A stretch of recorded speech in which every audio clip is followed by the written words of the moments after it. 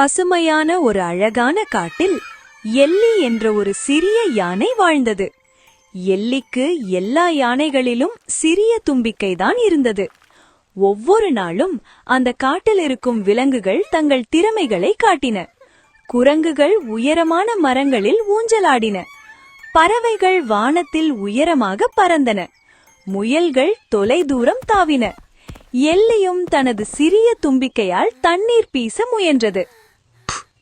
சில துளிகள் மட்டும் வந்தது. எல்லி, உன் தும்பிக்கை ரொம்ப சிறியது என்று குரங்குகள் சிரித்தனர். எல்லி கொஞ்சம் வெட்கப்பட்டாலும் அது முயற்சியை நிறுத்தவில்லை. ஒரு வெப்பமான மதியத்தில் ஒரு சிறிய பறவை ஆற்றருகில் இருக்கும் களிமண்ணில் சிக்கிக் கொண்டது. உதவி, நான் வெளியே வர முடியவில்லை என்று அது அழைத்தது. பெரிய விலங்குகள் எல்லாம் முயற்சி செய்தன, ஆனால் யாராலும் உதவ முடியவில்லை.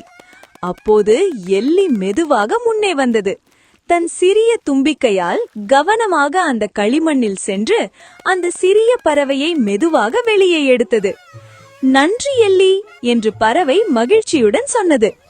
அனைத்து விலங்குகளும் ஆச்சரியமாக பார்த்தனர்.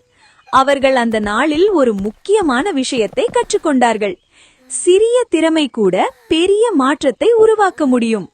அந்த நாளிலிருந்து எல்லி சிறிய தும்பிக்கையுள்ள யானை இல்லை, அது காட்டில் இருக்கும் மிகவும் அன்பான யானை.